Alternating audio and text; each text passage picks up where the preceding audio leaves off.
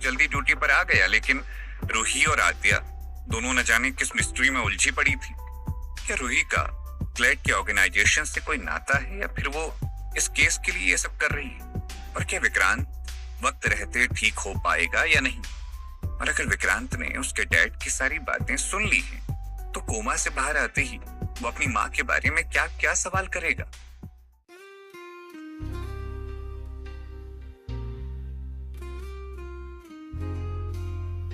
आद्या की तरफ से जवाब सुनकर सिद्धू कुछ कहता, इतने में आद्या ने कॉल काट दिया।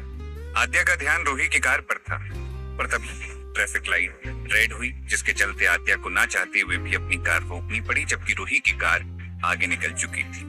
आद्या ने स्टीयरिंग पर हाथ मारते हुए कहा, शिट, क्या करूं क्या नहीं, ये रूही का कुछ ना कुछ तो। आद्या ट्रैफिक में इस तरह फंस गई थी कि उसके पीछा करने की मेहनत बेकार चली गई।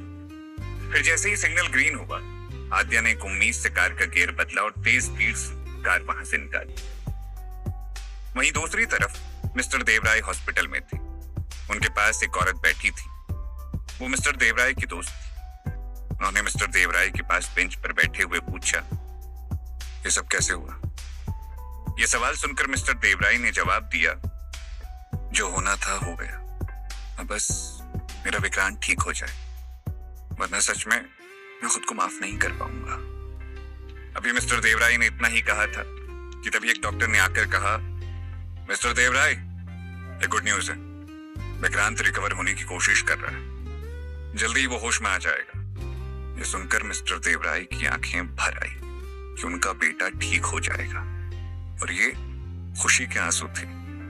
उधर दूसरी तरफ मिस्टर क्लेड और अलीजा दोनों ही हंसू के विला पर चल रही मॉर्निंग पार्टी में मौजूद थे।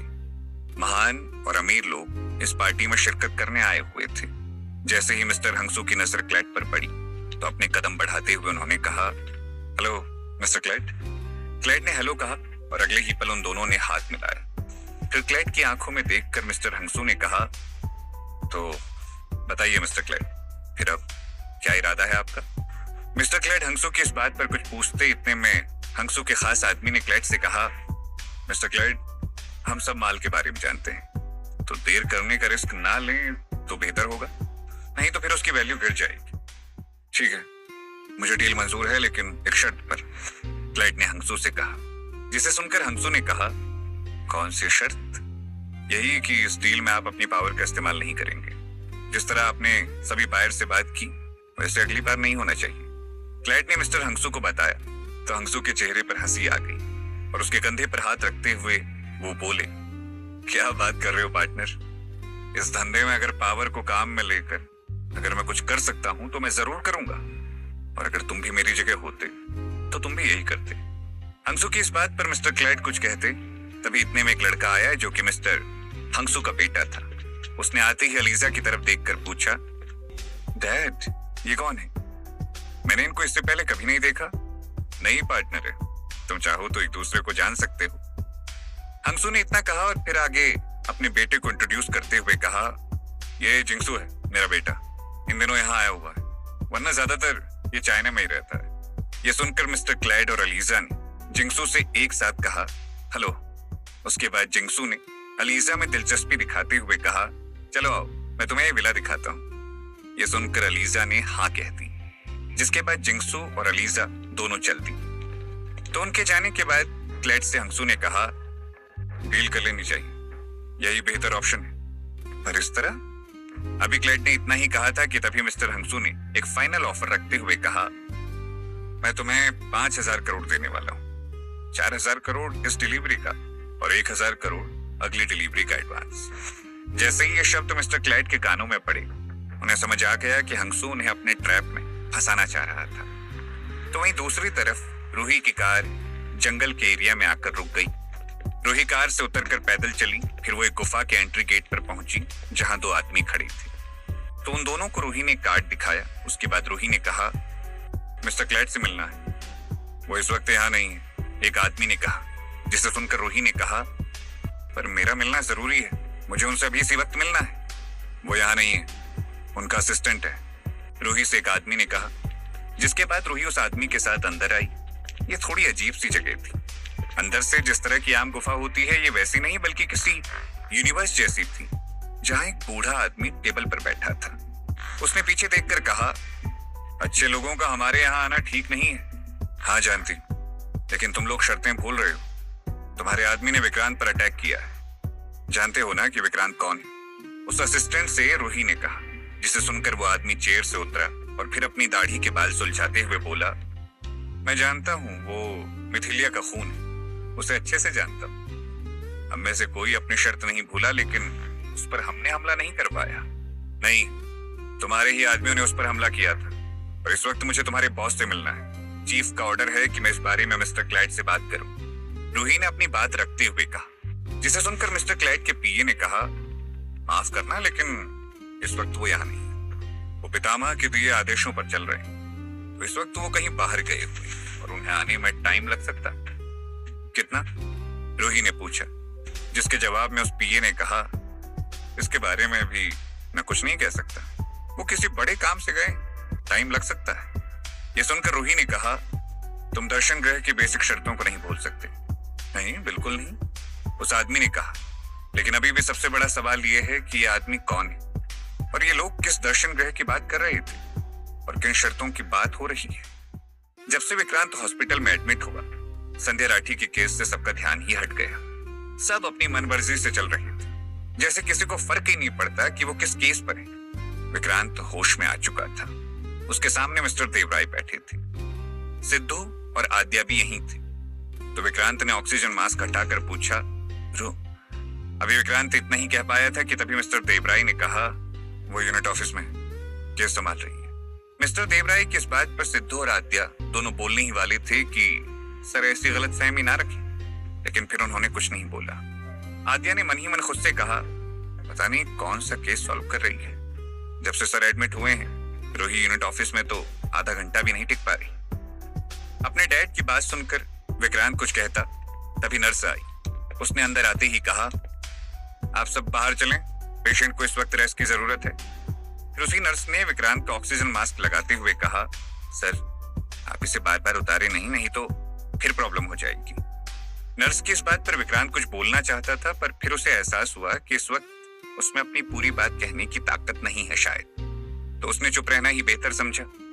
फिर नर्स ने दोबारा से कहा, अरे सर आप सब अभी तक यहीं हैं, इन्हें रेस्ट करने दीजिए, जैसे ही नॉर्मल होंगे मैं आपको इन्फॉर्म कर दूंगी, आप मिलने आ जाना।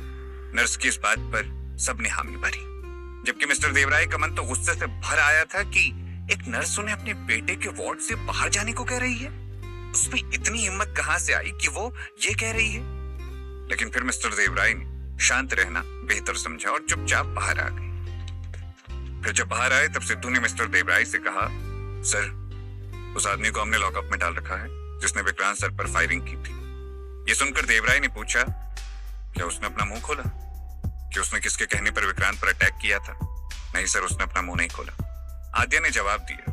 फिर देवराय को विक्रांत का रूही वाला सवाल याद आया, तो उन्होंने पूछा, ये रूही कहाँ है? पता नहीं सर, आद्या ने जवाब दिया। जिसे सुनकर मिस्टर देवराय कुछ कहते, इतने में सिद्धू ने कहा, वो शायद अपने किसी काम में बिजी है। ये सुनकर मिस्टर देवराय को शॉक लगा और फिर उन्होंने कहा, तो फिर केस कौन हैंडल कर रहा है? मतलब आगे की इन्वेस्टिगेशन कौन कर रहा है? हम ही कर रहे हैं सर, सिद्धू ने हिम्मत करके बोला। जबकि सिद्धू और आद्या भी मन ही मन जानते थे कि अब वो भी इतनी मेहनत नहीं कर रहे हैं जितना विक्रांत सर के होते हुए करते थे। मुझे जानना है कि मेरे बेटे पर हमला किसने करवाया था, तो तुम दोनों उसका मुंह खुलवाओ और हर हाल में पता लगाओ कि कौन था वो जिसने हमले के लिए बोला था। अभी मिस्टर देवराय की बात भी खत्म नहीं हुई थी कि तभी उनका फोन बजा। उन्होंने देखा तो आईजी का कॉल था। ये देखकर मिस्टर देवराय ने कॉल अटेंड करते हुए कहा, हेलो सर। हेलो देवराय, अभी मैंने विक्रांत के बारे में सुना, अब कैसा है तुम्हारा बेटा? आईजी ने सामने से पूछा, जिसके जवाब में देवराय ने कहा, ठीक है सर, अभी होश में आया है पर बात नहीं हुई। अच्छा ठीक है, उसका ध्यान रखना।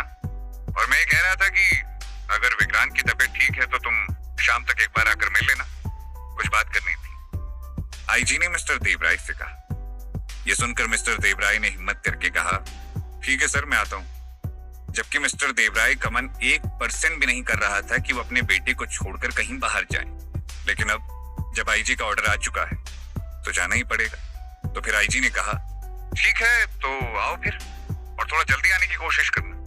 6 बजे मुझे कहीं जाना है तो उससे पहले आ जाना। ओके सर, देवराय ने कहा, जिसके बाद आईजी ने कॉल काट दिया और फिर फोन की स्क्रीन में देखा तो पता लगा कि 4 तो ऑलरेडी बज चुके हैं।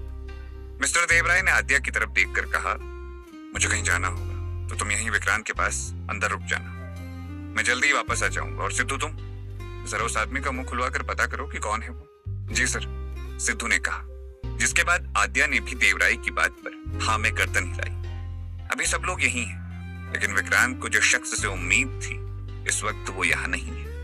विक्रांत सोच भी नहीं सकता कि रूही का ऐसे लोगों से भी कनेक्शन है जो उसके हॉस्पिटल में होने की वजह है, जबकि विक्रांत को हमेशा से लगता था कि रूही उसकी अच्छी दोस्त है। कोई और उसके साथ रहे या ना रहे, रूही उसके बुरे वक्त में साथ खड़ी रहेगी, लेकिन आज रूही को छोड़कर बाकी सब खड़े थे। आखिर आईजी ने मिस्टर देवराय को अपने ऑफिस क्यों बुलाया है? उन्हें ऐसी क्या बात करनी है? और आखिर रूही जिन लोगों से मिल रही है उनका विक्रांत से क्या कनेक्शन? क्या वो लोग विक्रांत की मॉम के करीबी लोगों में से हैं या फिर कोई और लोग हैं?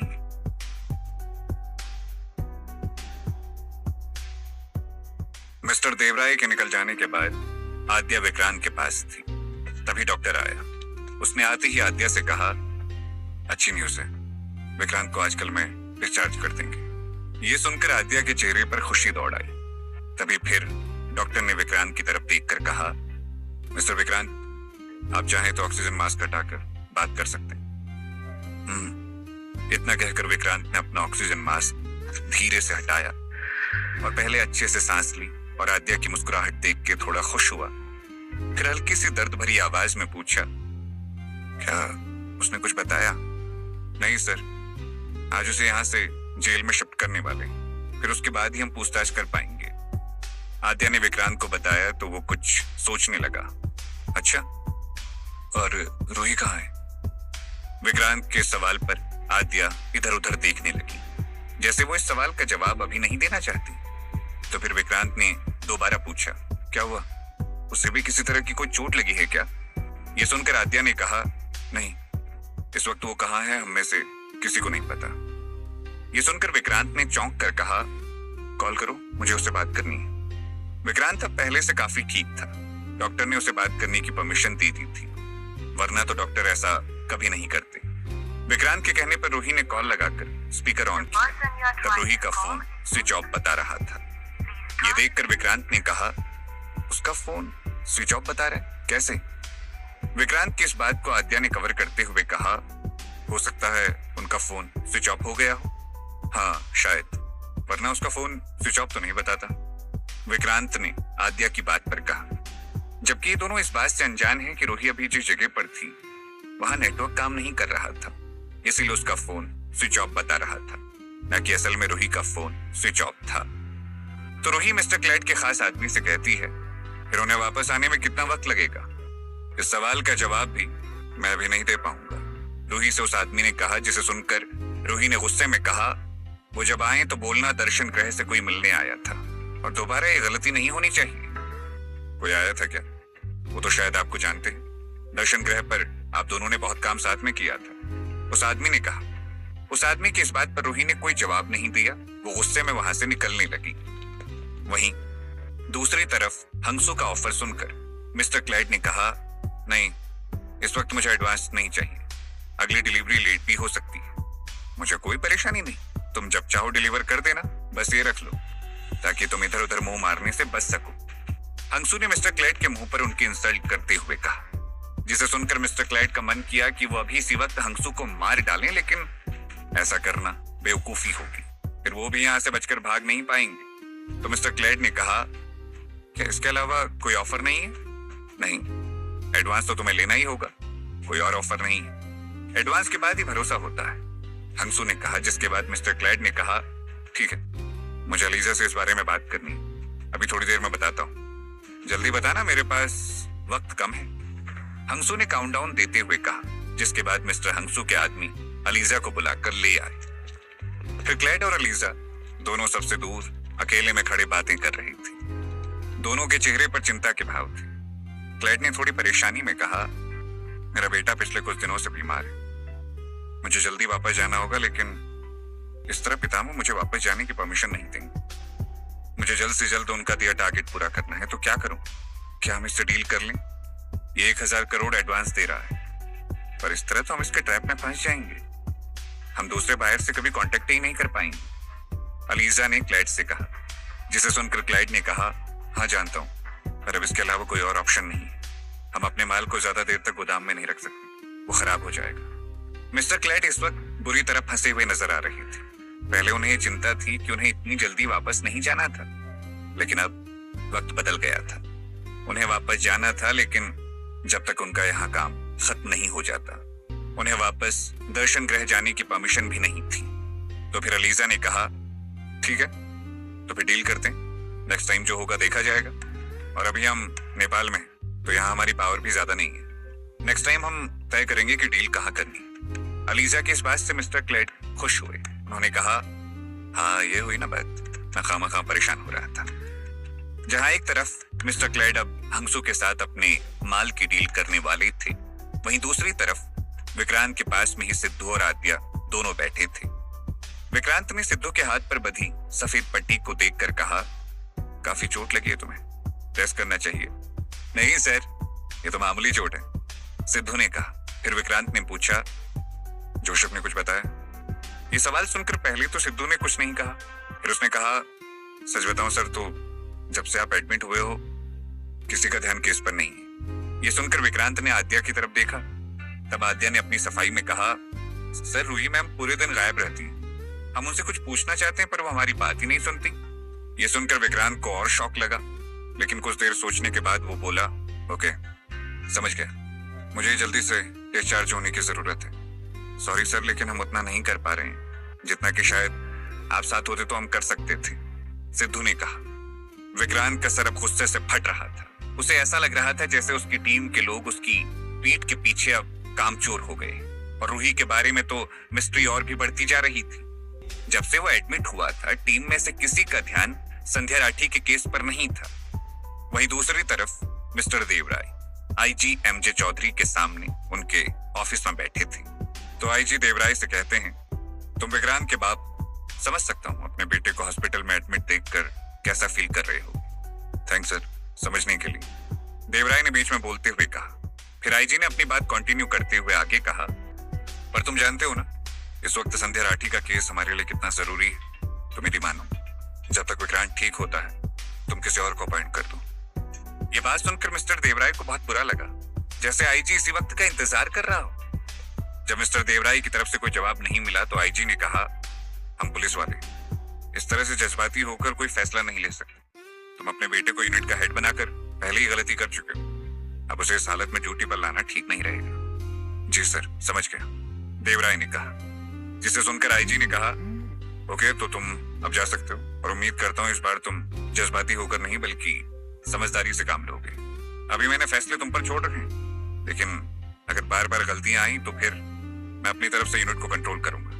मैं उसके नए लीडर को इंट्रोड्यूस करूंगा। समझ गया सर, आप बेफिक्र रहें, अब दोबारा से ऐसी गलती नहीं होगी, मिस्टर देवराय ने गर्दन झुकाते हुए कहा।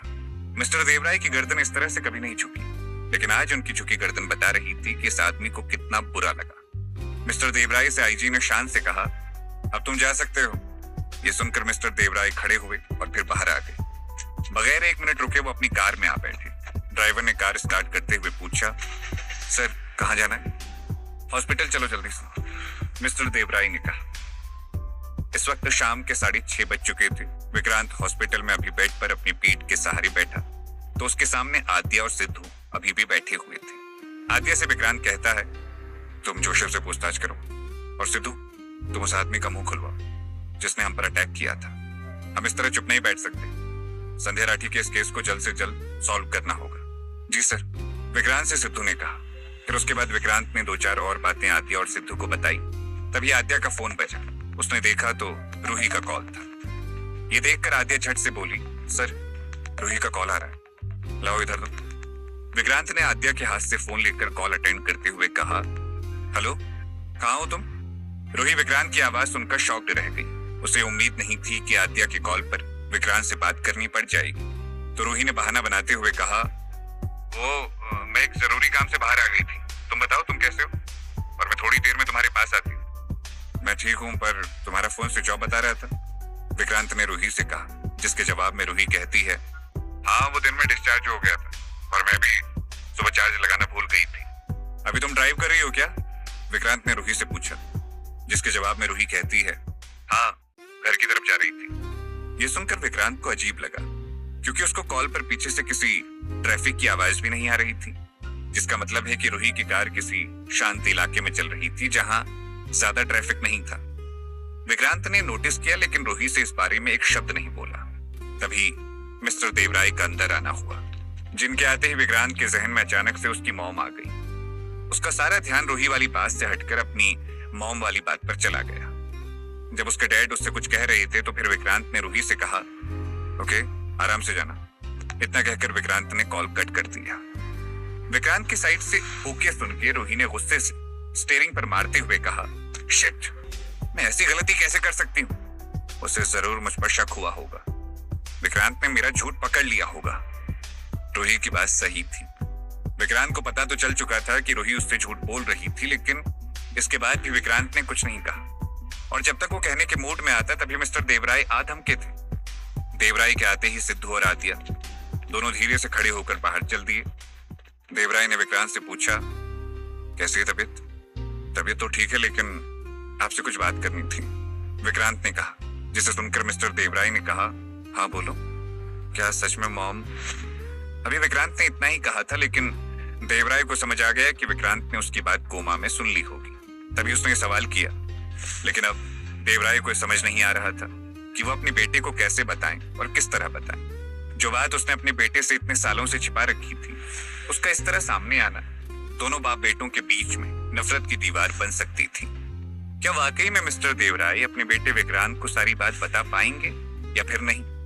ऐसा क्या सच था विक्रांत की माँ का जो आज तक मिस्टर देवराय ने छिपा कर रखा था? क्लेड कैसे फिर से अपनी दुनिया में जा पाएगा?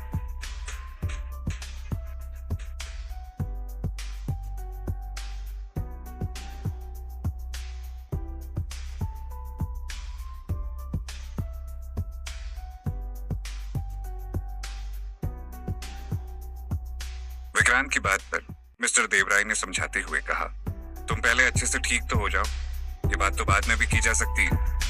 नहीं, पहले ही बहुत देर हो चुकी है। आपको ये बात मुझसे नहीं छिपानी चाहिए थी, पर आपने बहुत गलत किया, लेकिन मुझे अब सब कुछ जानना है, अभी क्या अभी। विक्रांत अपनी माँ की बात से होश गंवा बैठा था।